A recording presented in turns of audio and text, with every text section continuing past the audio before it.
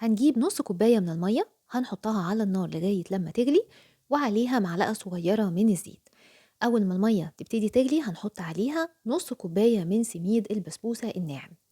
هنقلب السميد مع المية كل ده على نار هادية جدا لغاية لما السميد يتشرب كل السوائل، وده هياخد تقريبا من دقيقة لدقيقتين. كده خلاص وصلنا ان هو اتشرب كل المية. هنطفي عليه وهنغطيه وهنحطه على جنب لغاية لما يبرد. بعد كده هنجيب بقى البطاطس. عندنا 3 حبات من البطاطس متوسطة في الحجم بيساووا بالظبط كان نص كيلو. هنحطهم على النار لغاية لما يتسلقوا كويس جدا، ونتأكد ان البطاطس استوت كويس، ان احنا ندخل فيها السكينة بالشكل ده، بتطلع السكينة والبطاطسية مترضاش تطلع معاها. بعد كده هنقشرها وهنقطعها وهنهرسها كويس جدا لغاية لما تبقى ناعمة وما يبقاش فيها أي تكتلات. لو فيها تكتلات ممكن نصفيها بالمصفى عشان تبقى ناعمة خالص. بعد كده هنفضي بقى البطاطس بعد ما هرسناها كويس في الطبق، وهنضيف عليها معلقتين لتلاتة كبار من جبنة رومي أو أي نوع جبنة مبشورة. دي بتزود الطعم، والخطوة دي ممكن الاستغناء عنها، بس الجبنة لو حطيناها نحطها والبطاطس سخنة علشان تسيح فيها زي ما احنا شايفين كده.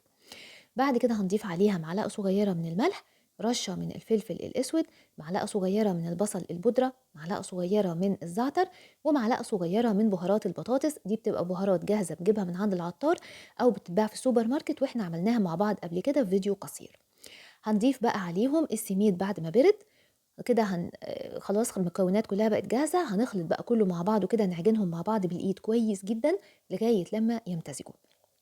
بعد ما هنتأكد ان هما امتزجوا كويس جدا مع بعض، هنسيبهم بقى على جنب لمدة 5 دقايق او 10 دقايق لغاية لما يستريحوا.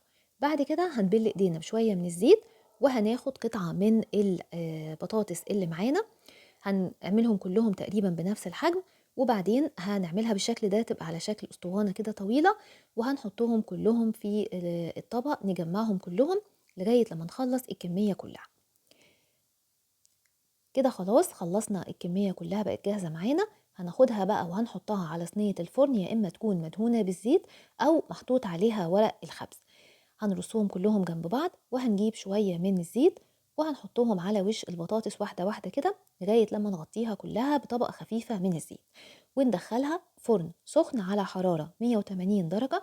الرف اللي في النص الحرارة من فوق ومن تحت هتاخد تقريبا نص ساعة لغاية لما تتحمر. تطلع من الفرن بقى بتبقى ريحتها جميلة وطعمها في منتهى الجمال، ومقرمشة ولذيذة، وفي نفس زي ما انتوا شفتوا كده سهلة وسريعة.